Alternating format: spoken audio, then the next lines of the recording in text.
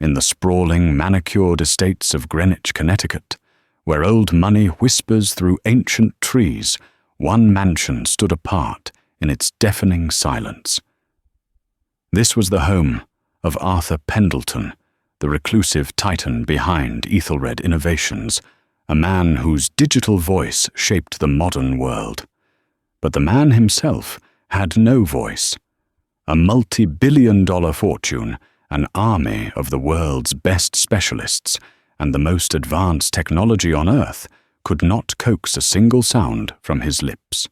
He was a king trapped in a silent prison of his own, making his reign conducted through the cold tap of a finger on glass. Until she arrived, a woman with nothing to her name but her dignity and a sorrow she carried deep in her soul. She was just the new maid, a ghost in the halls of a ghost. But she held a key that no one, least of all Arthur Pendleton, knew existed. The silence of Pendleton Manor was not a peaceful one. It was a heavy, suffocating blanket woven from threads of grief, frustration, and immense wealth. It clung to the marble floors, muted the light filtering through the cathedral windows, and settled deep in the bones of its sole inhabitant, Arthur Pendleton. At 38, Arthur was the architect of the modern age. His company, Ethelred Innovations, had developed the intuitive operating systems and seamless network protocols that ran on nearly every device on the planet. He was a visionary, a genius, a man who had built an empire on the art of communication. And for the past 14 months, he had been utterly, profoundly mute. His world had shrunk to the west wing of his 50,000-square-foot limestone mansion. Communication was a sterile, impersonal affair conducted via a custom-built military-grade tablet. His fingers would fly across the screen, composing directives for his company, terse replies to his doctors, and dismissals for his staff, all in a crisp, sans serif font. The screen was his voice, his shield and his cage. The condition had a name one spat out by a procession of the world's most expensive neurologists and psychiatrists, psychosomatic aphonia, or more specifically, conversion disorder. There was nothing physically wrong with his vocal cords. They were perfect, pristine instruments, waiting for a signal the brain refused to send. The trigger, they all agreed, was the incident, a term as sterile and clinical as the doctors themselves. The day his younger brother Caleb had fallen. The staff at Pendleton Manor moved with a rehearsed quietness, a choreography of whispers and soft-soled shoes. They were managed by Mr. Henderson, a man whose loyalty to the Pendleton family was as old and unbending as the oak trees lining the driveway. He vetted everyone, and turnover was high. Arthur's frustration was a volatile, silent storm. A misplaced book or a slightly too loud closing of a door could result in a furiously typed message on his tablet held up for the unfortunate soul to read, "Leave, now." Into this mausoleum of a home walked Zola Adebayo. She was a Nigerian woman in her late 40s, with a regal posture that belied the simple black and white of her housekeeper's uniform. There was a story in her eyes, a depth of quiet sorrow that she kept carefully shielded behind a veil of professional decorum. Mr. Henderson had been hesitant to hire her. Her references were solid, detailing impeccable work for a family in upstate New York, but there was a 6-month gap in her employment history. She refused to elaborate on simply stating it was for personal family matters. Desperation and a recommendation from a trusted agency pushed him to give her a chance. On her first day, Zola was given a tour by the head housekeeper, a stern woman named Patricia. "You will be assigned to the East Wing. You are not under any circumstances to enter the West Wing. Mr. Pendleton's study bedroom and personal living quarters are strictly off-limits. He values his privacy above all else. You will see him, perhaps, in the halls. You do not make eye contact. You do not speak to him. Is that clear perfectly?" Zola replied, her voice a low melodic hum with the rich cadence of her homeland. For the first few weeks, Zola followed the rules. She cleaned the cavernous, unused ballrooms and polished silver that hadn't seen a dinner party in over a year. She caught glimpses of Arthur Pendleton, a tall, haunted figure with piercing blue eyes, his shoulders perpetually tensed. He would stride past, his gaze fixed on the tablet in his hands, a phantom in his own home. The other staff spoke of him in hushed, fearful tones. They spoke of his silent rages, of the parade of specialists who had come and gone, their confidence shriveling under his cold, silent stare. Zola saw something else. She had spent a lifetime learning to read the language of silence. In her village in Nigeria, a shared silence between elders could convey more than an hour of chatter. In her own life, silence had been the vessel for a grief so profound, words were an insult to its magnitude. When she looked at Arthur Pendleton, she didn't see a monster or a madman. She saw a man drowning. Her first transgression of the rules was small. She was dusting the grand library, a shared space between the wings, when Arthur entered. The other maid with her, a young girl named Bethany, froze and practically pressed herself into the wall, avoiding his gaze. Arthur walked to a shelf, his brow furrowed in frustration as he searched for a book. He couldn't find it. His hand clenched into a fist, and he was about to turn and leave when Zola spoke. "Forgive me, sir," she said, her voice soft but clear. Perhaps it was moved. The biography of Nikola Tesla, I believe Patricia, had it reshelved in the engineering section yesterday. Arthur froze. He turned his head slowly, his electric blue eyes pinning her with an intensity that made Bethany flinch. He stared at her, his face an unreadable mask of stone. Zola simply met his gaze, her own eyes calm and respectful. She gave a slight nod toward the far corner of the library. He held her gaze for a long, silent moment. The air crackled with unspoken tension. Then, without a flicker of acknowledgement, he turned and walked to the engineering section. He found the book, pulled it from the shelf, and left the room without a backward glance. Bethany let out a shaky breath. "You're going to be fired," she whispered, her eyes wide. "You spoke to him." Zola simply picked up her dust cloth and continued her work. "The man needed a book," she said quietly. "It is not a crime to be helpful." But it was a crime in Pendleton Manor, and she had just thrown the first stone into the silent, stagnant waters of Arthur Pendleton's world. Mr. Henderson summoned Zola to his office the next morning. The office was impeccable, filled with mahogany and the scent of lemon oil, a stark contrast to the oppressive quiet of the main house. "Mrs. Adebayo," he began, his fingers steepled on his large desk. "It has come to my attention that you directly addressed Mr. Pendleton yesterday." "Yes, Mr. Henderson." "I did." There was no apology in her tone, only fact. Henderson sighed, rubbing the bridge of his nose. "The rules are in place for a reason. Mr. Pendleton's condition. It makes interaction difficult. Unexpected stimuli can be a source of great agitation for him." He seemed more frustrated than agitated, Zola observed. He could not find what he was looking for. I knew where it was. It seemed crueler to remain silent and watch him struggle. Her simple, direct logic seemed to catch Henderson off guard. He had been prepared for excuses or apologies, not for a calm, rational defense. He studied her for a moment. He had seen her work. She was meticulous, efficient, and almost invisible when she chose to be. Yet she possessed a quiet confidence that was unshakable. "Be that as it may," he said, his voice softening slightly, "the rules stand. Please do not make a habit of it." But Zola had no intention of following that rule. She understood that the silence was not a comfort to Arthur, but a torment. The staff's fear, their averted eyes, their whispered conversations. They were reinforcing the walls of his prison. They treated him like a fragile, broken object. Zola decided to treat him like a man.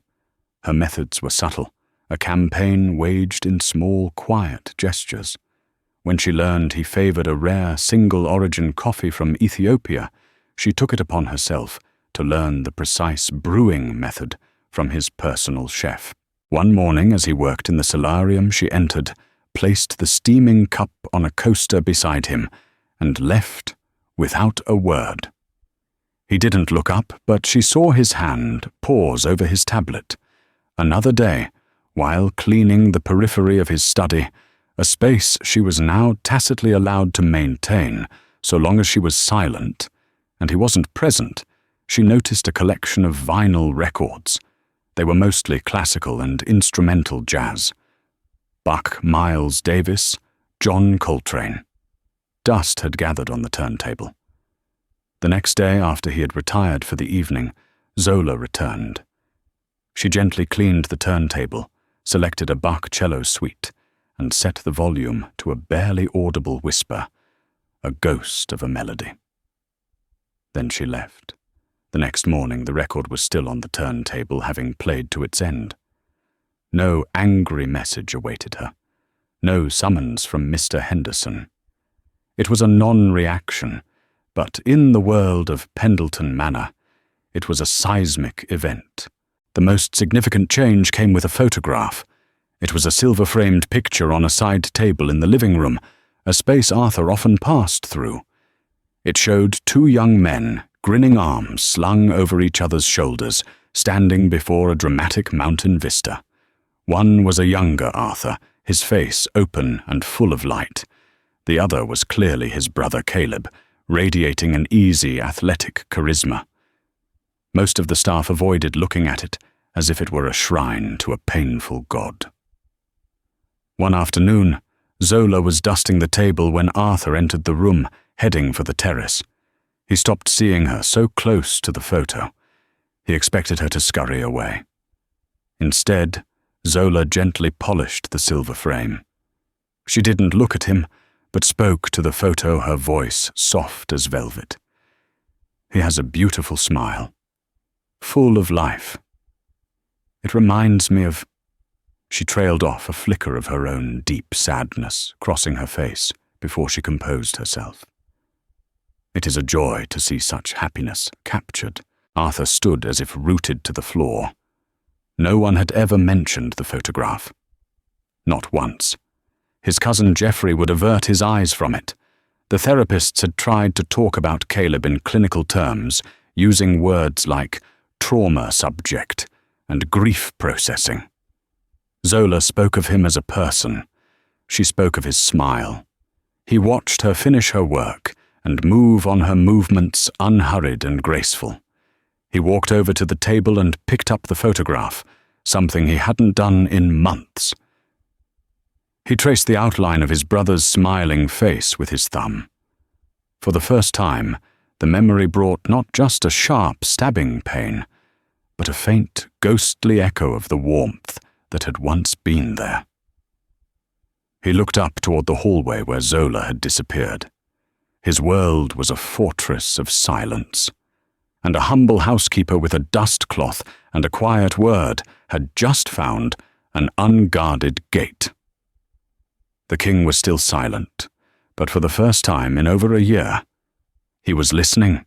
Arthur's cousin, Geoffrey Pendleton, was the public face of Ethelred Innovations. Where Arthur was the reclusive genius, Geoffrey was the silver-tongued diplomat. He was handsome, impeccably dressed, and possessed a politician's charm that he wielded like a weapon. He managed the board, soothed investors, and gave keynote speeches that Arthur wrote. In public, he was the devoted cousin, deeply concerned for Arthur's well-being. In private, he saw Arthur's silence as a golden opportunity. Geoffrey began to notice the subtle shifts in the household. He heard the faint whisper of music from the west wing. He saw a new brand of coffee in the kitchen. Small things, but they were changes, and Geoffrey hated changes He didn't orchestrate. "Who is responsible for the music?" he asked Mr. Henderson one afternoon, his voice laced with feigned concern. "That would be Mrs. Adebayo, one of the new housekeepers," Henderson replied cautiously. "And Arthur allows this," Geoffrey pressed, raising a perfectly sculpted eyebrow. "I thought he couldn't tolerate any unexpected noise." "He has not expressed any displeasure," Henderson said, choosing his words carefully. Geoffrey's smile was thin. "Perhaps he is not able to express it. The man is clearly not in his right mind, relying on the whims of a maid for stimulation. It's undignified. She's overstepping. She needs to be let go." Henderson stood his ground. "With all due respect, Mr. Geoffrey, I have seen a small improvement in Mr. Pendleton's disposition lately. He seems calmer, less prone to frustration. I believe Mrs. Adebayo's presence has been beneficial." The polite dismissal infuriated Geoffrey. A maid, a nobody. This woman was a variable. He couldn't control a potential wrench in his meticulously laid plans to have Arthur declared legally incompetent, allowing him to seize full control of the company via a conservatorship. He decided to handle the matter himself. He found Zola in the gallery, polishing the base of a sculpture. "You're the new maid Adebayo, is it?" He began, his tone dripping with condescension. "I am," Sir Zola replied, turning to face him. "I understand you've taken a special interest in my cousin's well-being, playing him music, making conversation. It's touching, really. But you are a housekeeper. Your job is to be invisible. Arthur is a very sick man. He requires professional care, not folk remedies from the help. Am I making myself clear?" Zola looked at Geoffrey, her expression unreadable. She saw the ambition swimming in his eyes, the predatory hunger behind his charming facade. She knew this type of man. He fed on the weakness of others. "Your cousin is a man, Mr. Geoffrey, not just a patient," she said calmly. "And a man sick or well deserves to be treated with dignity." Before Geoffrey could retort, a presence filled the doorway. It was Arthur. He stood there, tablet in hand, his eyes cold as glacial ice. He had overheard the entire exchange. He looked at Geoffrey, then at Zola. He typed a short, sharp message and held up the screen for Geoffrey to see. "She stays. You leave." Geoffrey's face paled, then flushed with anger. To be dismissed so curtly in front of the staff, it was a humiliation. He shot a look of pure venom at Zola before turning on his heel and storming out. Arthur then turned his gaze to Zola. The coldness in his eyes softened almost imperceptibly. He gave her a single sharp nod before turning and retreating to his study. The gesture was clear. "Thank you." That night, the house was filled with a palpable tension. Zola knew she had made a powerful enemy in Geoffrey, but she also knew she had gained a silent, powerful ally. As she went about her duties, her mind drifted to her own past, to the silence that had once consumed her. Flashback, Lagos, Nigeria. 3 years earlier, Zola was not a housekeeper. She had been a lecturer of folklore and oral histories at the University of Lagos. Her world had revolved around stories around the power of the spoken word, to heal, to teach, to preserve a culture. Her greatest story, her entire world, was her son David. He was 10, bright as a new sun, and had a laugh that could chase away the most stubborn shadows. They were going to America. She had secured a fellowship at Yale. A new life awaited them. It started with a fever. The doctors said it was malaria, common and treatable. But the fever didn't break. David grew weaker. The diagnosis changed: meningitis. It was swift. It was brutal. Zola sat by his bedside in the sterile, white hospital room, holding his small hand, her world crumbling to dust around her. She talked to him, told him stories of Anansi the spider and the great Yoruba kings. She sang him the lullabies her grandmother had sung to her, her voice growing hoarse with unshed tears. In his last lucid moment, he looked at her, his eyes wide with fear. "Am I going to die?" "Mama!" She wanted to scream. "No!" She wanted to lie, to promise him an eternity of sunshine and stories, but the words caught in her throat, a knot of grief so tight it choked her. She could only shake her head, tears streaming down her face, and squeeze his hand. He slipped into a coma that night and never woke up. For a month after the funeral, Zola did not speak. Words felt like a betrayal. What was the point of a voice if it couldn't speak the most important word, stay? Zola shook herself from the memory, the phantom pain in her chest, a familiar ache. She looked toward the west wing. She understood Arthur's silence. It wasn't an absence of words. It was a prison built from them. The last word he had ever screamed, the incident, the rock-climbing trip in the Adirondacks. It had been Caleb's idea. He was the daredevil, the one who pushed Arthur to escape his work and live a little. They were on a treacherous route called the Gothics. Arthur was the more experienced climber, the meticulous one. He was belaying Caleb from a ledge above. It happened in a flash. A loose piece of rock, a slip. Caleb's surprised yelp as he fell his weight, yanking hard on the rope. The safety systems held, but he was dangling 20 feet below his head, having struck the rock face.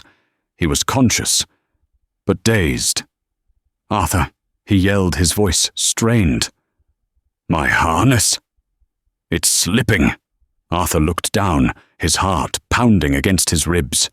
He could see the buckle on Caleb's harness had been damaged in the impact and was slowly giving way. He had to talk him through it. Tell him how to shift his weight, how to secure a handhold. But panic, cold and absolute seized him. His mind raced, but his throat closed. The words wouldn't come. He opened his mouth, and only a strangled gasp emerged. He saw the terror in his brother's eyes, the confusion. "Why isn't he saying anything, Arthur? Talk to me," Caleb screamed. Arthur's mind was screaming instructions, but his voice was gone, stolen by fear. He fumbled with his own ropes, trying to set up a rappel, his movements clumsy with panic. And then, with a final sickening tear of nylon, the harness gave way. The last sound Arthur made was a raw, animalistic scream of his brother's name, a sound that was ripped from his soul as he watched Caleb fall into the abyss. Caleb. That word, that single horrified scream, was the last sound he had ever uttered. His voice had failed him when it mattered most, and so his mind had locked it away, throwing away the key as a penance for its failure. A whisper of the past had now become the silent scream of the present. Jeffrey's defeat only served to harden his resolve. He couldn't get the maid fired, so he would escalate his primary plan. He convened an emergency meeting with Ethelred's top legal counsel and brought in Dr. Annika Sharma, the renowned neurologist, who had been on Arthur's case from the beginning. "The situation has become untenable." Jeffrey explained, his voice a smooth balm of concern. "He is now being unduly influenced by an unqualified and manipulative member of the domestic staff. His judgment is compromised. We need to act decisively to protect Arthur and the company. We need to file for a conservatorship." Dr. Sharma, a pragmatic woman who dealt in brain scans and data, was hesitant. His cognitive functions are unimpaired, Jeffrey. He's still running a multi-billion-dollar company from a tablet. That's a difficult position to argue against. But he's non-verbal. Jeffrey shot back. He's isolated. He's making irrational decisions like putting his trust in a housekeeper over his own family and a team of doctors. She's whispering poison in his ear, and he can't even tell us what it is. We paint a picture of a vulnerable man being exploited. It's our duty." The legal wheels began to turn, setting in motion a battle that would be fought not in boardrooms, but in the sterile, merciless theatre of a courtroom. Zola was unaware of the legal storm gathering beyond the manor's walls. Her focus was entirely on the man in the West Wing. She had seen the way Arthur had defended her against Geoffrey, a silent act of loyalty that spoke volumes. It emboldened her. She felt they had moved past the boundary of employer and employee into something more fragile, more human. She knew that logic and therapy had failed. They were trying to unlock a door with the wrong key. The trauma wasn't in his throat. It was in his soul. It was a wound that needed to be cleansed, not with medicine, but with memory. Her own culture, the Yoruba, taught that music was the bridge between the world of the living and the realm of spirits and memory. A song could carry a story, a feeling, a piece of a person's soul through generations.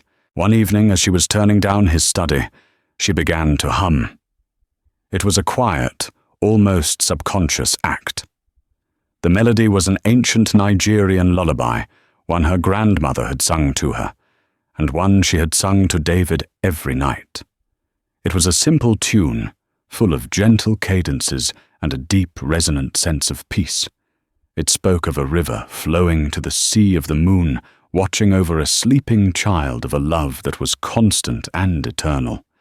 Arthur was in the adjoining room reading. The sound, faint at first, drifted to him. He stilled. It wasn't like the Bach or Coltrane he played himself. This was different. It was raw, human, and achingly beautiful. It was a sound of pure, undiluted comfort. It bypassed the analytical, guilt-ridden parts of his brain and struck a deeper, more primal chord. He rose and walked silently to the doorway of his study. He watched Zola as she worked, her eyes distant, lost in the melody. She was not performing for him. She was in her own world, a world of memory and solace. The song was a part of her. He stood there for a full 10 minutes, listening, feeling a strange and unfamiliar sensation in his chest. It was a melting, a slight thawing of the ice that had encased his heart for 14 months. When she finished her work and turned to leave, she saw him standing there. She stopped, a slight flush rising on her cheeks. "My apologies, Mr. Pendleton. I was lost in my thoughts." He didn't move. He simply looked at her, his expression intense, searching. He raised his tablet. His fingers for once were not flying across the screen. They moved slowly, deliberately. He typed one short sentence and held it up. "What is that song?" It was the first question he had ever asked her. Not a command, not a statement, but a question. An expression of curiosity. An invitation. Zola's heart swelled. This was it. The first crack in the wall. "It is called Omo Olore," she said softly. "In my language, it means child of grace. It is a lullaby. My grandmother sang it to me. I sang it to my son." She had never spoken of her son to him. The admission hung in the air between them, a shared vulnerability. Arthur's eyes, which so often held a storm of frustration, were suddenly still. He saw the flicker of her own profound loss, the echo of his own grief. He was not the only one in this house who had lost someone they loved. He lowered the tablet and gave another of his small, significant nods. He then retreated into his study, leaving Zola alone in the hallway.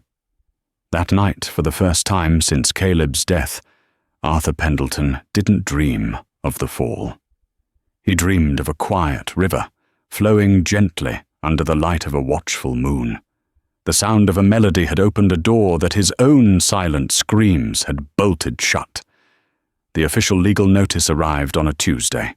It was delivered by a courier and received by Mr. Henderson, who read the document with a growing sense of dread. Geoffrey Pendleton had formally petitioned the state of Connecticut for temporary conservatorship over the person and estate of Arthur Pendleton, citing diminished capacity and susceptibility to undue influence. A hearing was scheduled in 2 weeks. Henderson knew what this was: a corporate coup disguised as familial concern. He brought the documents to Arthur's study. Arthur read them, his face hardening into a mask of cold fury. The veins on his temple throbbed. This was Geoffrey's endgame: to strip him of his autonomy, to paint him as a madman, to steal his company, his life's work, under the guise of protecting him. The days leading up to the preliminary hearing were a blur of legal strategy sessions. Arthur's lawyers, a high-powered team from a prestigious Manhattan firm, were grim. "They're going to put you on the stand," Arthur said his lead counsel, a sharp man named Robert. "They will question you. Your inability to respond verbally will be their star exhibit. They'll characterize your reliance on Mrs. Adebayo as a symptom of your delusion. It's going to be brutal." Arthur's response was a furiously typed screed on his tablet. "I built an empire with these hands. I can defend it with them." But the reality was far more harrowing. The deposition was held in a sterile conference room. Geoffrey was there, his face a perfect picture of sorrowful concern. Opposite Arthur sat Geoffrey's lawyer, a piranha named Ms. Jennings, who specialized in exactly this kind of character assassination. She began her questioning with a soft, sympathetic tone, which only made her words more venomous. "Mr. Pendleton, is it true that for the past several weeks you have refused consultation with Dr. Sharma, a leading expert in your condition?" Arthur typed. "Her methods were ineffective. So you, a layman, have decided you know more than a board-certified neurologist," Jennings countered, not waiting for a reply. "Is it true that you have instead placed your trust in a member of your domestic staff, a Mrs. Zola Adebayo?" Arthur's fingers flew. "She has been helpful." "Helpful?" Jennings scoffed, letting the word hang in the air. "How so? Has she administered medication, conducted speech therapy? Does she have any medical credentials whatsoever?" Arthur didn't answer. How could he explain? How could he type that she sang a song that reached a part of him that had been frozen? How could he describe the simple dignity with which she treated him? A dignity that made him feel human again. In the cold language of the law, it would sound like madness. His silence was his condemnation. Jennings continued her relentless assault, twisting his every action, his every quiet decision, into proof of his incompetence. Arthur felt a rage building inside him, a pressure cooker of frustration with no release valve. He was a titan in a cage being poked and prodded by lesser beings, and he was powerless to stop it. He looked at Geoffrey, who met his gaze with a faint, triumphant smirk. It was then that Arthur's composure finally shattered. He stood up so abruptly that his chair screeched backward. He slammed his hands on the table, the sound echoing like a gunshot in the silent room. Then, with a guttural cry of pure, impotent fury, the first sound anyone had heard him make in over a year, he swept his tablet off the table. It hit the floor with a sickening crack, the screen splintering into a spiderweb of black glass. His voice, his only voice, was broken. He stormed out of the room, leaving a stunned silence in his wake. He didn't stop until he reached the sanctuary of his study. The dam of his control had burst. He was drowning again, not in the silence of grief, but in the roaring noise of his own helplessness. He looked at his desk at the perfect orderly world he had created, and he hated it. He swept a stack of books to the floor. A lamp followed, shattering against the wall. He was a silent hurricane, destroying his own gilded cage. Zola heard the crash from the hallway. Mr. Henderson tried to stop her. "Mrs. Adebayo, no, it's not safe." But Zola walked past him, her face a mask of calm determination. She entered the study to a scene of devastation. Books were strewn everywhere, glass crunched underfoot, and in the center of it all stood Arthur, his chest heaving, his hands clenched, his face a portrait of utter despair. He looked up as she entered, his eyes wild. He expected her to run. She did not. She calmly began picking up the larger pieces of the broken lamp. Her movements were slow, deliberate. She did not speak. She simply shared the space with him, her quiet presence, an anchor in his swirling vortex of rage. When he finally sank into a chair, his head in his hands, she stopped her cleaning. She walked over and stood before him. He wouldn't look at her. "Your silence is loud, Mr. Pendleton," she said, her voice barely a whisper. "It speaks of a great love and a great pain. The world demands you speak in its language, but some things can only be spoken in the language of the heart." She pulled a small stool over and sat near him, but not too close. "The day my son died," she began, her voice thick with emotion, but steady. "The doctors came to me. They spoke of brain activity and vital signs. They used many long, important words, but all I could hear was the silence where his laugh used to be. For weeks I didn't speak because words were useless. They could not bring him back. They could not explain the hole in my soul. Your silence. I understand it. You do not have to carry it alone." She spoke of her own grief, of her own rage, at the unfairness of the world, of the guilt that every parent feels. She gave him no platitudes, no easy answers. She simply held up a mirror to his pain and showed him he was not the only one who had lived in that dark, silent land. Arthur listened. He slowly lifted his head, and Zola saw something that no one had seen in 14 months. Tears. Silent tears were carving paths down his face, washing away the fury, and leaving behind only the raw, profound sorrow that had been festering within. The storm had finally broken. The tears came without a sound, a silent, wrenching testament to a year of suppressed agony.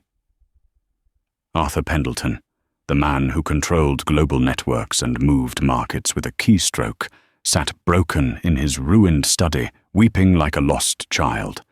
His shoulders shook with the force of his sobs, a grief so profound it had stolen his voice, now demanding its release through the only means it had left. Zola did not move to comfort him in the traditional sense. She did not pat his back or offer empty words of solace. She knew this was a sacred, terrifying moment. It was a poison being drawn from a wound, and the process had to be endured. She simply bore witness, her steady, compassionate presence, a shield against the world, allowing him the safety to completely fall apart. The weeping lasted for what felt like an eternity. When the last of the shuddering sobs subsided, an exhausted, hollowed-out calm settled over the room. The silence that returned was different. It wasn't the heavy, oppressive silence of before. It was a clean slate, a quiet space waiting to be filled. Arthur slowly raised his head, his face streaked with tears, his eyes red and raw. He looked at Zola, his expression stripped of all its usual defenses. It was a look of pure, unguarded vulnerability. He saw no pity in her eyes, only a deep, shared understanding. Instinctively, Zola began to hum. It was the lullaby, Omo Olore. The melody filled the quiet room, a gentle balm on a raw wound. It was the sound of solace, of unconditional care. Arthur's gaze drifted from Zola to the single photograph that had remained untouched during his rampage. The picture of him and Caleb grinning on the mountaintop, their faces bright with life, and a future that would never be. He stared at his brother's face, at the smile Zola had called beautiful. The melody of the lullaby wrapped around the memory, not to erase the pain, but to soothe its sharpest edges. He thought of the fall. He thought of his own frozen silence, the panic that had paralyzed him. He thought of the single agonized word he had screamed into the void. For so long that word had been a symbol of his failure.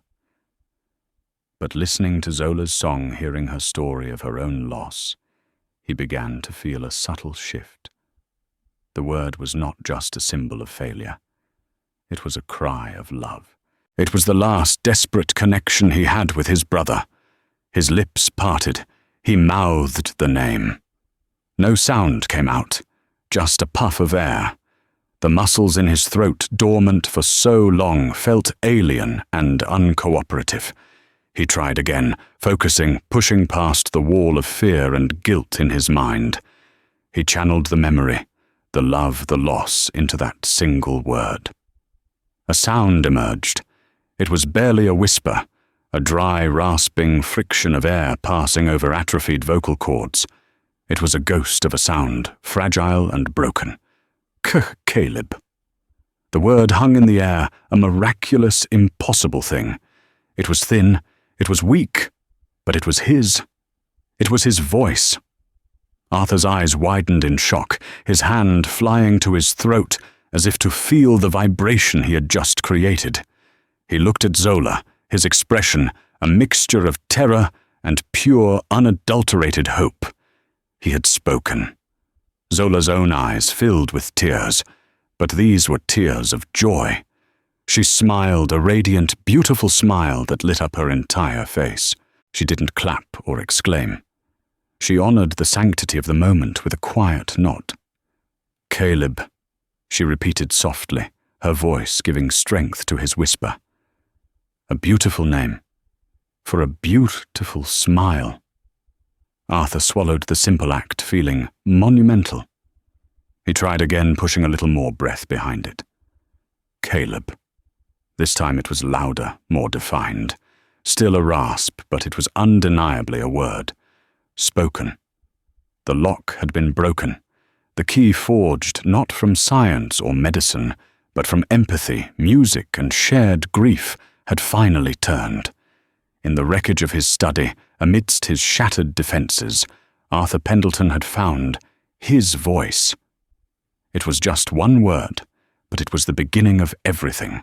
The first word was a breach in the dam, a crack that let the light in. In the days that followed, a slow, arduous, and profoundly emotional reconstruction began. Arthur's voice, a ruin that had been silent for over a year, had to be rebuilt stone by stone. It was a painstaking process, filled with as much frustration as triumph. His first conversations with Zola were fragmented mosaics of single words. They sat in the sun-drenched study, which had transformed from his gilded cage into a sanctuary of healing. "Tell me about a good day," Zola prompted gently one afternoon, placing a cup of honey ginger tea beside him. Arthur's brow furrowed with effort. He focused his throat muscles, straining against the unfamiliar command to form sounds. "Sun," he rasped the word like sandpaper. He took a breath. "Water." Another pause. Caleb laughed. The 3 words cost him dearly. He coughed, rubbing his throat, the frustration evident in his eyes. It was like watching a master pianist trying to play with broken fingers. He, a man who had commanded language with surgical precision on a keyboard, was now reduced to this primitive, broken speech. "Laughter is a powerful memory," Zola said, her voice, a soothing balm. "My David, he had a laugh that sounded like 1,000 tiny bells. He laughed the hardest when he was trying to catch the little lizards in our garden. He would trip and fall and come up with muddy knees, and he would just laugh and laugh." By sharing a piece of herself, she gave him permission to share a piece of himself. He looked at the photo of Caleb. He tried again, pushing past the physical discomfort and the emotional pain. We're on the lake," he said, his voice cracking. "He capsized. The canoe. on purpose. A flicker of a smile, the first genuine smile in over a year, touched his lips. He said I worked. Too much. Each multi-word sentence was a victory. They were rebuilding his voice by carefully unearthing his memories, dusting them off, and separating the love from the trauma that had encased them. Zola's presence was the catalyst. She taught him breathing exercises she had learned from singing in her church choir, showing him how to draw power from his diaphragm. She never pushed, never grew impatient. She simply held the space for him to find his way back to himself. Their relationship had shifted entirely. She was no longer staff. She was his confidant, his anchor, his friend. Meanwhile, the legal machinery ground on. Geoffrey, drunk on his own perceived victory after the deposition, was supremely confident. He sat with his lawyer, Ms. Jennings, in a sleek glass office overlooking the city, swirling a glass of scotch. I got a whisper from a contact on the inside. Jennings said, a smirk on her face. The maid is apparently playing speech therapist. They say he's making sounds, whispering. Geoffrey let out a short, dismissive laugh. Pathetic, a desperate last-minute gambit. The board will see it for what it is, a circus act. We have medical reports, a disastrous deposition. A few pathetic whispers won't change a thing. We proceed as planned. By Friday, Ethelred will be mine. On the morning of the board meeting, a palpable tension settled over Pendleton Manor. Arthur stood before the full-length mirror in his dressing room, adjusting his tie. His hands trembled slightly. He was about to walk into the arena to face the people whose trust he had to win back and to confront the man who had tried to destroy him. For a moment, a wave of doubt washed over him. His voice felt fragile, a new and untested thing. What if it failed him again? Zola entered the room quietly, carrying his suit jacket. She didn't speak, but he saw the unshakable belief in her eyes. She held out the jacket for him. As he slipped his arms into it, she rested a hand for a brief moment on his shoulder. It wasn't a gesture of pity, but one of solidarity. A silent transfer of strength. "Your voice is strong, Arthur," she said, using his first name for the first time, "because it now speaks your truth." He looked at her in the mirror, and the doubt in his eyes was replaced by a steely resolve. He nodded. "Thank you, Zola, for everything." The Ethelred headquarters was a cathedral of glass and steel. In the main auditorium, Geoffrey was at the podium delivering the eulogy for his cousin's career. He was masterful, his voice resonating with false sorrow as he detailed Arthur's tragic decline. It was therefore our solemn duty.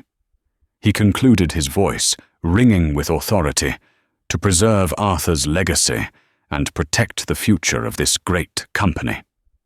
It is with the heaviest of hearts that I call for a vote of no confidence in Arthur Pendleton as Chief Executive Officer. He was about to motion for the vote when the heavy oak doors at the back of the auditorium swung open with a soft whoosh. Every head turned. A wave of gasps rippled through the room. Arthur Pendleton walked in. He was not the haunted phantom from the deposition. He was power and presence personified, dressed in a perfectly tailored dark grey suit.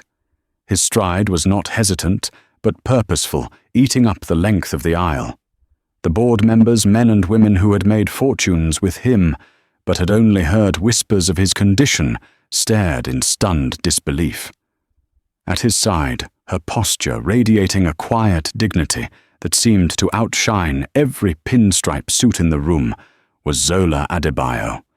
Geoffrey froze at the podium, his mouth slightly agape. The colour drained from his face as he watched the ghost he thought he had buried march toward him. Arthur didn't stop until he was standing directly in front of the stage. He took his time, letting the silence stretch, forcing every eye in the room onto him.